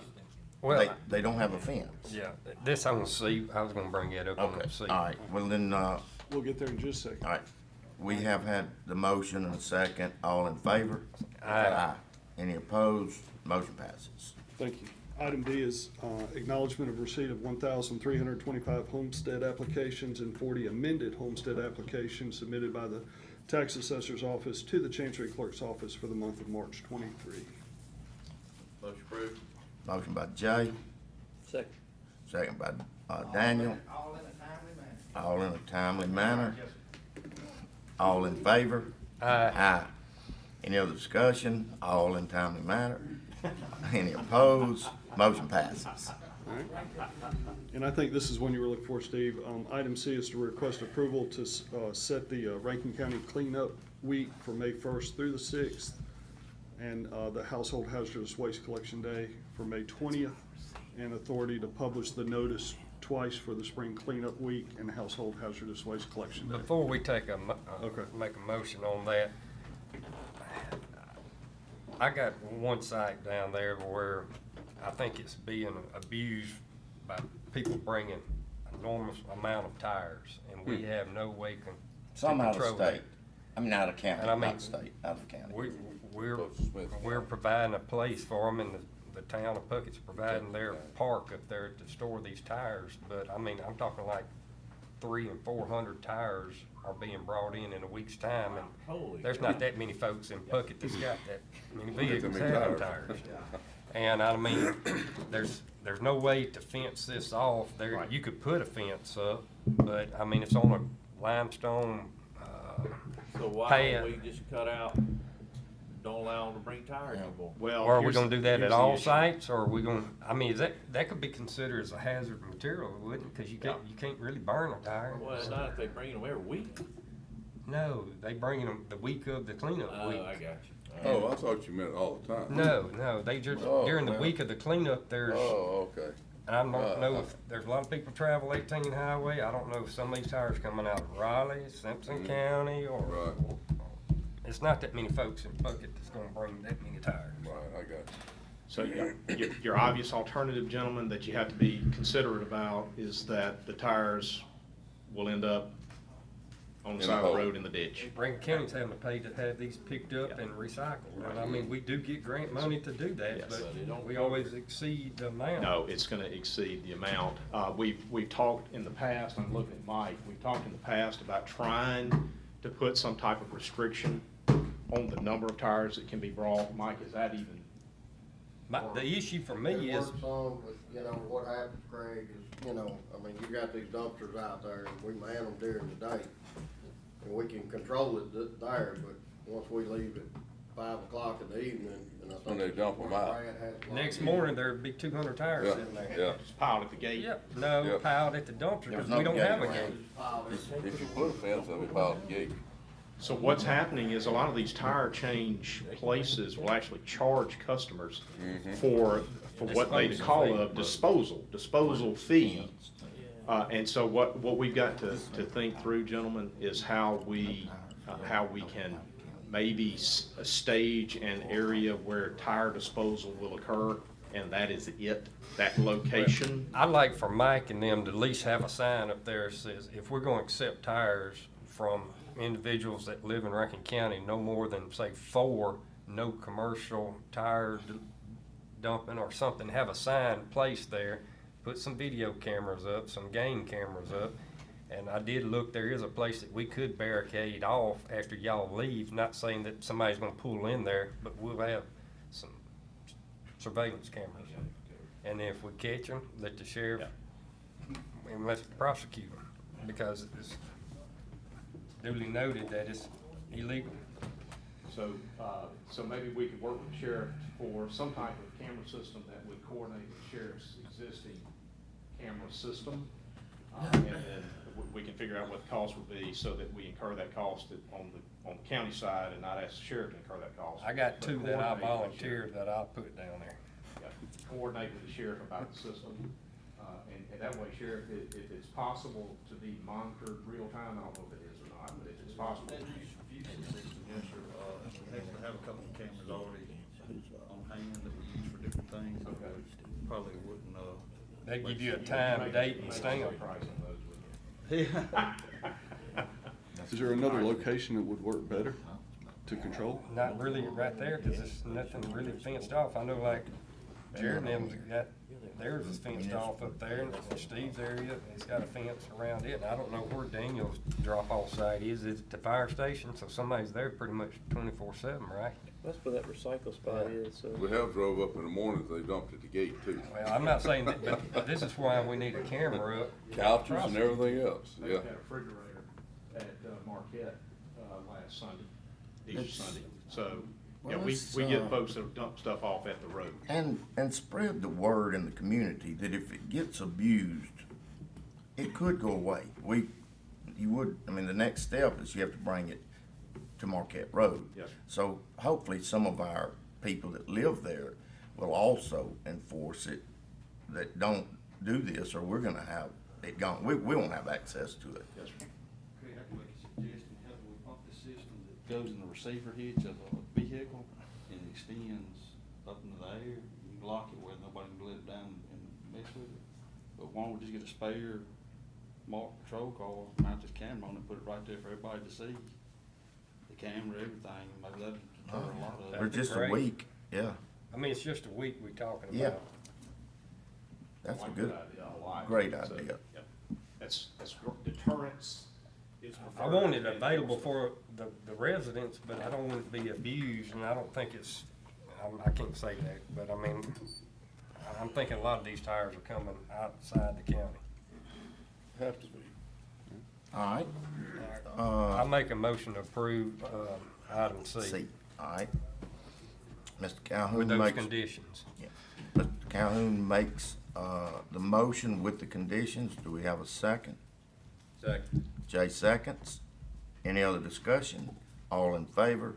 Aye. Motion passes.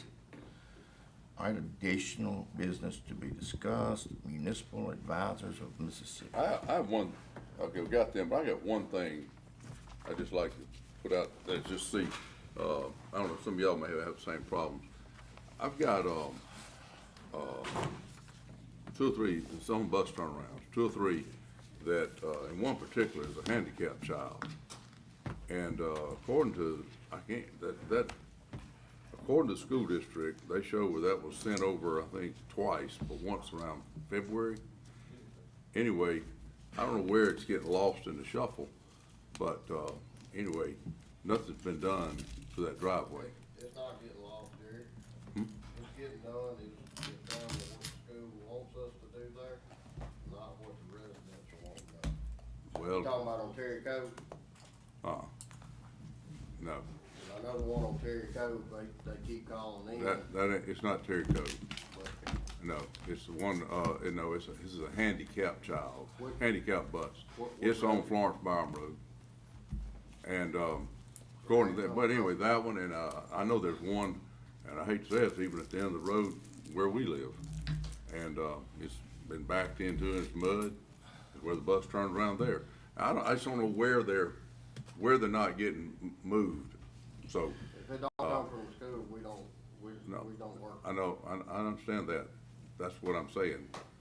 They're What- saying, What happens is residents a lot of times contact the school bus, I mean, I run this all the time. Residents contact the school bus person, Okay. and then they don't follow through the Yeah. transportation department. well, what I've been doing is checking the transportation department. And they say that they have approved it and sent it over. I even let Keith check on one too, I think. And so I don't know where they don't get in what, but, you know, the handicap one was the big thing. And I don't, and in fact, I asked them just, Sunday. Yeah, last Sunday. Yeah, and they came to me and after asked me, what did I know about it?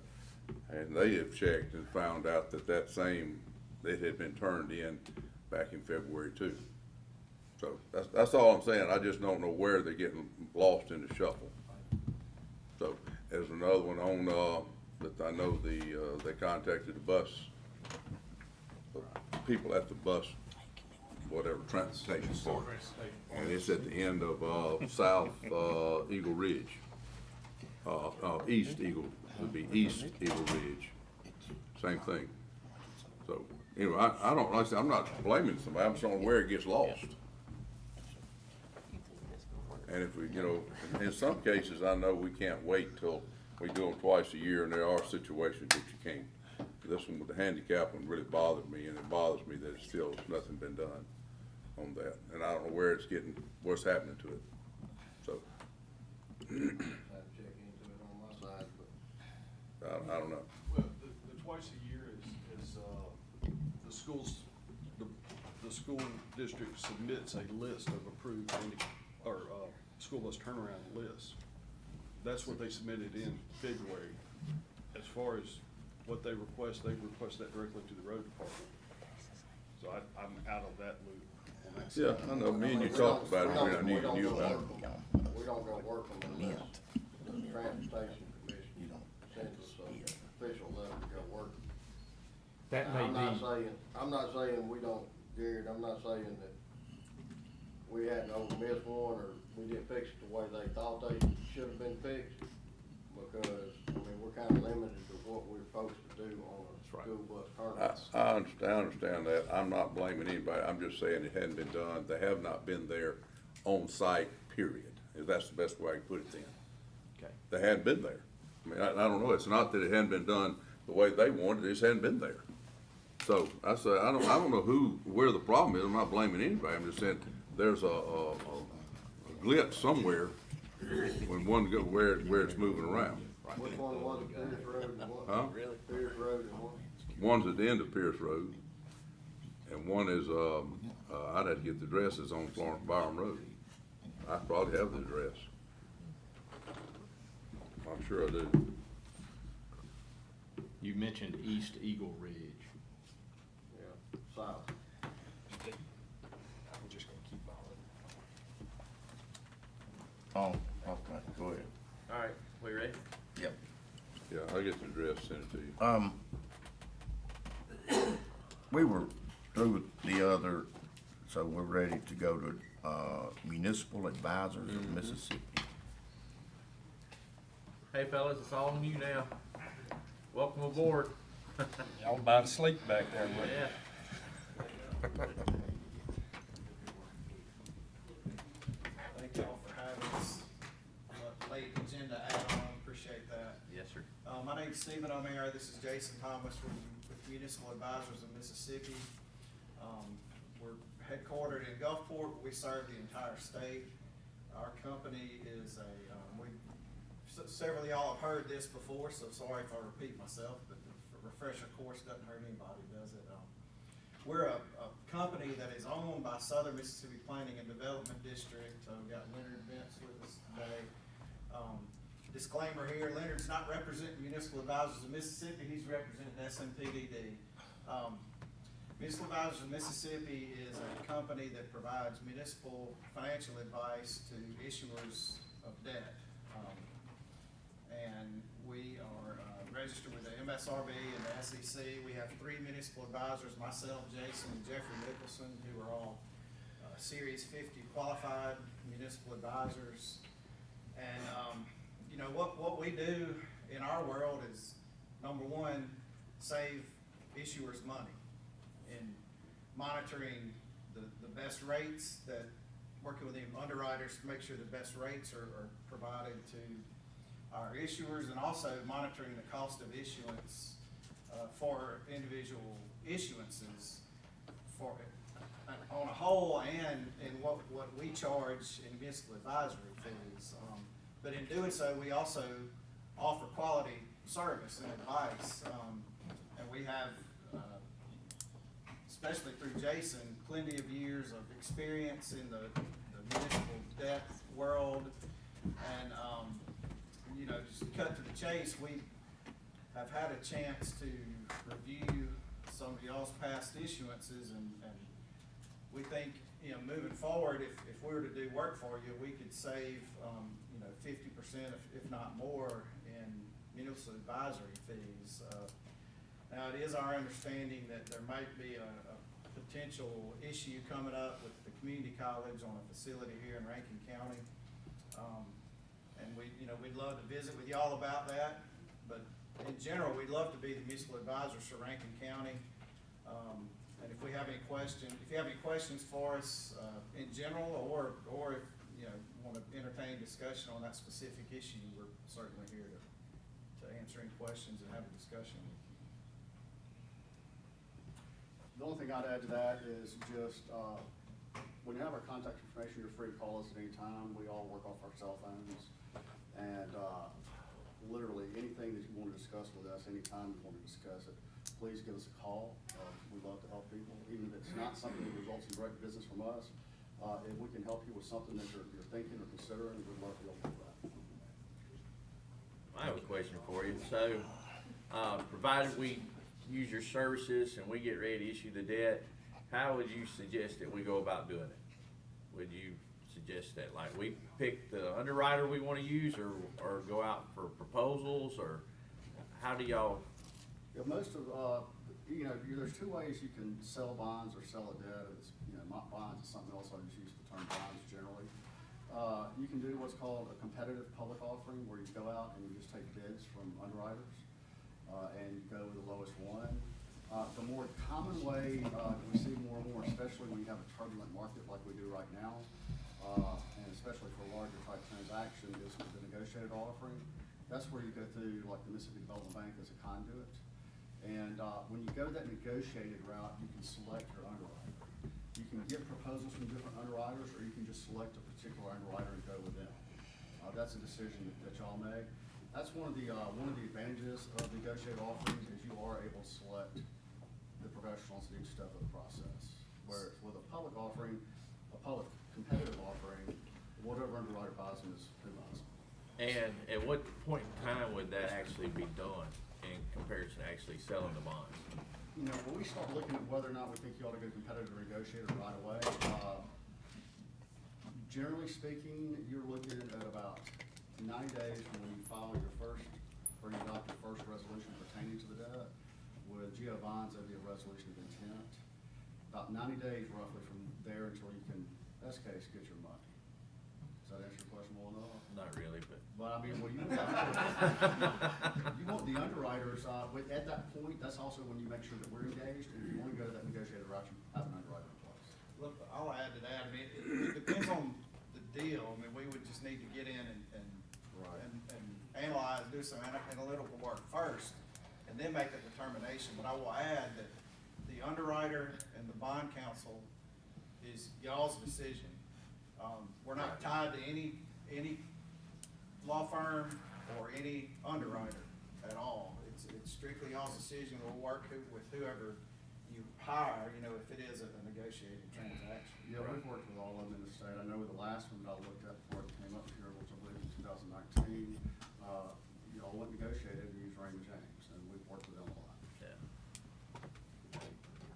Okay. So really, it's the sooner the better. We don't get paid until something, or if and when something's issued, when we get paid. Yeah. And the sooner you have us all on board, the sooner we can start working to, make sure that the deal is structured and secured in a way that's most beneficial to y'all. And it gives us time to kind of get a feel for when the best time to go to market would be. Also, whether or not it would go as a private placement where a bank or banks buy it. A lot of those bonds in the last year or 2 years in Mississippi have been sold that way. Or whether, even with that negotiated offering, we would do a public offering, have a pricing day, and ultimately sign a bond purchase. Can I ask a question? Sure. Or so, guys? I'm just gonna do this as a hypothetical. Hypothetically, the bond issuance would be associated with construction of a facility. Sure. But the facility would be owned by and controlled by an entity other than the county. Is the bond statute going to authorize this Board of Supervisors to be issuing bonds for a facility that it will not own? We spoke about that, yesterday, Stephen and I did. That's something I would want to confirm with the bond attorneys. But I believe is that as long as that building's being used for a public purpose, you're probably okay. But I'd want to, like I said, confer with the bond attorney on that, because you'd not only be looking at y'all's enabling legislation, you'd be looking at, community college statutes as well. Does everybody understand that there's some work that would need to be done before what we're here talking about is an option for consideration? Well, I know we did it for the Muse Center. So, unless the laws changed, unless we just broke the law back then. The law never changes, and no, I'm not. Jay, I think you can do it. And, Correct me if I'm wrong, but I'm prejudiced because I- Hines issued those bonds. Yeah, Or but we were, IHL. we were the entity that chose the, Yeah, and it The may be underwriter. that this is the pathway that, again, we would duplicate that process. Since that does have a track record of our participation, that could be workable. And we may have to look at that process again as the way to do it. I just want to be clear that, at least in my mind, that's one of the very first hurdles that we've got to clear.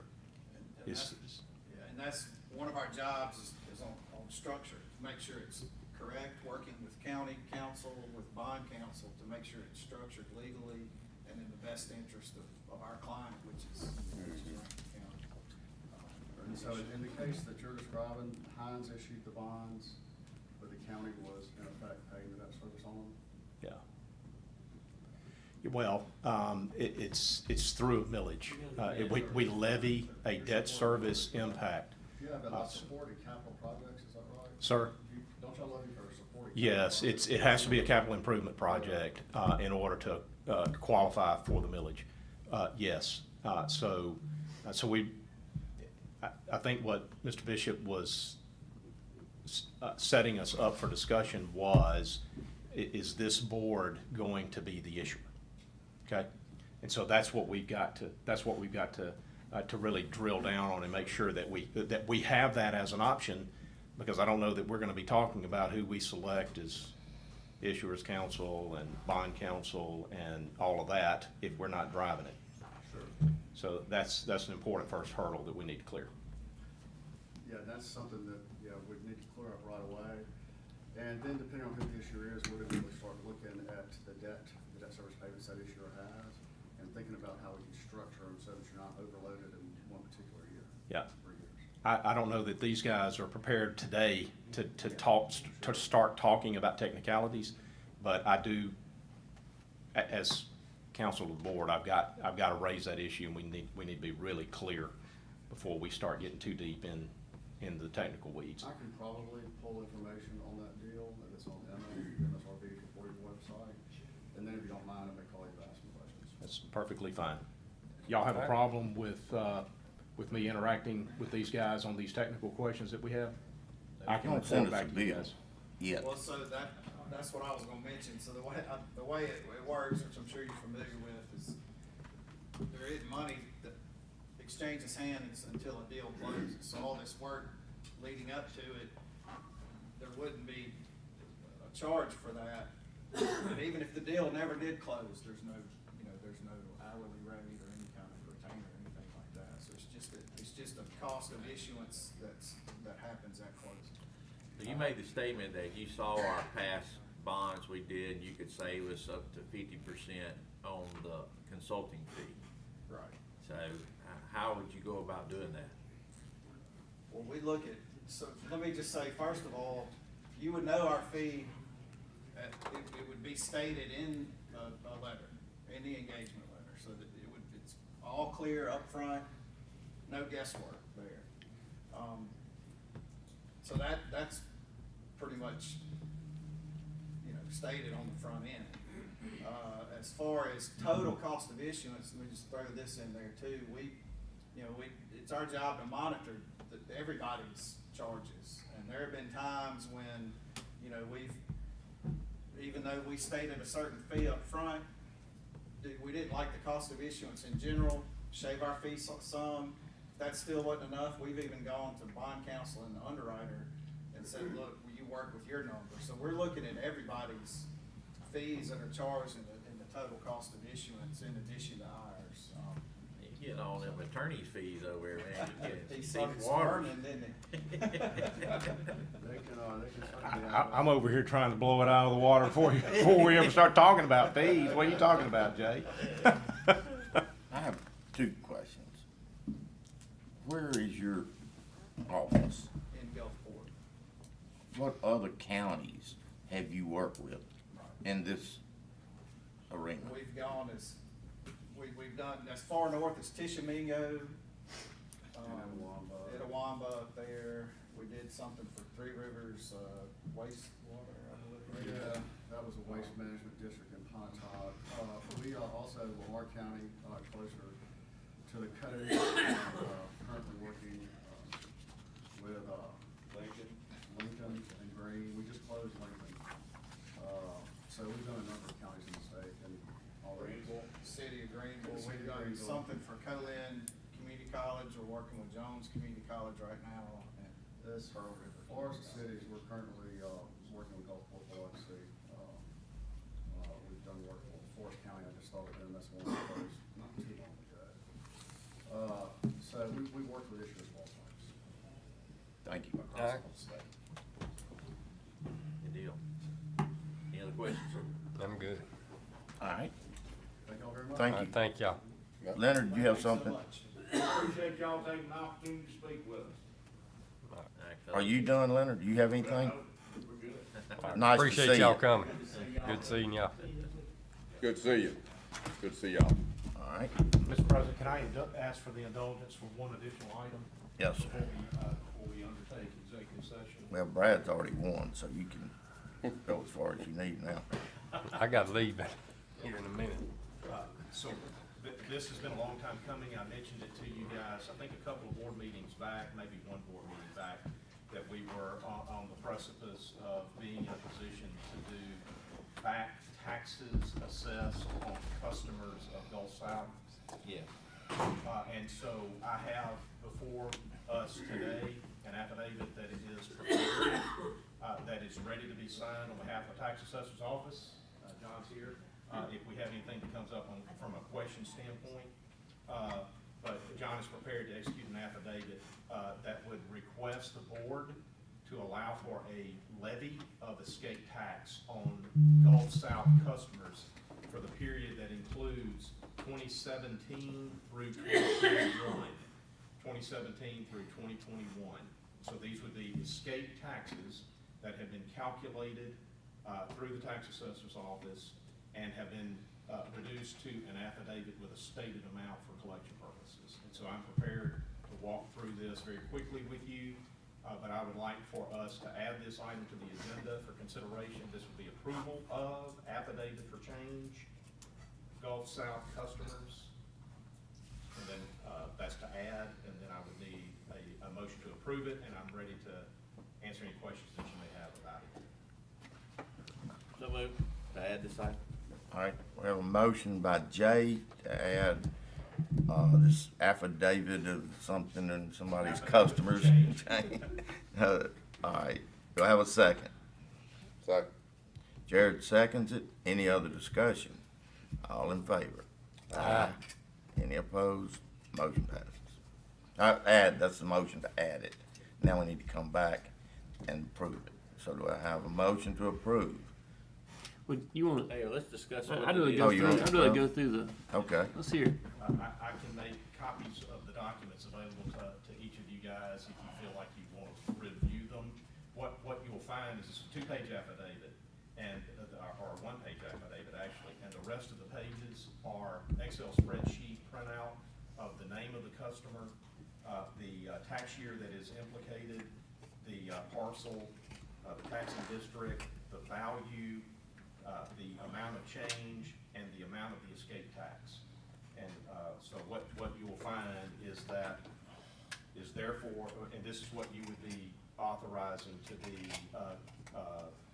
placed in your minutes as the amount of escape tax. A total increase of the assessments on the roll in the amount of $11,344,972. Your assessed valuation of personal property reflecting escape tax of customers of Gulf South increases the assessment on your roll by over $11 million. Okay. Now, each individual customer obviously will have their own portion of that, but that's the collective amount assessed. And that's assessed, that's not the dollar amount that you. That's correct. If they pay the taxes, we're talking the sum of anywhere between 1 to 1.5 million Yeah. in total dollars. Going down Dollar to amounts. 17, is that what you said? So, 17, 18, 19, 20, and 21, escape tax. All right, Okay. any other questions? So, well, this is kind of different, but, you know, they're making all kind of updates over there. And I think that they show like 0 on the taxes that what is owed. Okay, so let's talk about Gulf South, Jay, as opposed to the customers. Right. It's really important to keep that distinction in your mind. If it's Gulf South's property, Yeah. that is all rendered and assessed centrally through the Department of Revenue. Even their personal property here? What Gulf South owns is public utility. Okay. So they render what their value is to the Department of Revenue. So if we're carrying a 0, We're taxing their customers. Right. That are supposed to be taxed. Yeah. some of which are public utilities, but not in the state of Mississippi. Okay? So the Some only of which way are, we get anything is from the state to kick it back to us. if it's From Gulf South. If it's Right. Gulf South. Yeah. Okay. Okay? All right. One of the reasons why this only tracks 17 to 21 is because Gulf South has stated through their attorney in writing, they held no customer gas between 2014 and 2016. Okay? Yeah. Exactly. Alright. However, Yeah. this is what they've told us in writing, so we are not assessing customers for gas that their own company is telling us is not customer gas. So we've tracked it, we've been very careful to make sure that we are fitting what we are doing today within the confines of what Gulf South has told us through the litigation that is currently pending. 17 to 21. 22 has already been sent out for renditions, and 22 will be handled separately from this. This is 17 to 21. We also have 22 that we're going to be dealing with, and I'm going to be presenting to you at some time what the outcome of 22 is. I think we'll have that information probably next meeting. Right, April 1st deadline. Yeah. We- All right. We will be getting phone calls from customers from Sure you will. Yeah, so I think, I'll go ahead and mention this to you guys, what happens next after you do this today? Well, one of the first things that we've got to do is to notify these customers that they now owe a significant amount of unpaid escaped personal property tax. And if they, it would be my suggestion, although this won't be followed, because our chancery clerk is much smarter than this. But I would suggest that we put in our notification letter, if you have any questions, call Gulf South Pipeline. That's who's responsible for these folks not knowing this. Okay? So how are we gonna collect it if they're out of state? They're gonna be notified in writing with a copy of this documentation indicating to them that an assessment and levy has been made. And they have an appropriate period of time to object in writing. And if they don't, we have options available to us to initiate collection action. And I am not gonna mention what that is publicly. Okay. All right, so we have a means of collecting it. We do. All right, I just don't wanna spend as much as we're gonna collect in doing it. I hear you. All right. Any other questions? All right, Mr. President, I need a motion to approve the affidavit of change and authority for the board president to execute the order. All right, do I have a motion? Second. Okay, I guess I made the motion, I got Jay to second it. All in favor, well, any other discussion? No. Okay, all in favor? Aye. Any opposed? Motion passes to do what Craig asked us relating to Gulf South change of customers after it's been evaluated. Yeah. All right, from here I make a motion to go into executive session. for Litigation. and personnel. Second. All right, we got a motion to go into executive for litigation and personnel. I'll make a motion to go into executive session. Motion, well, wait, I second it, we got a vote, all in favor? Aye. Now then, we have a motion to go into executive session, second, all in favor, aye, approved.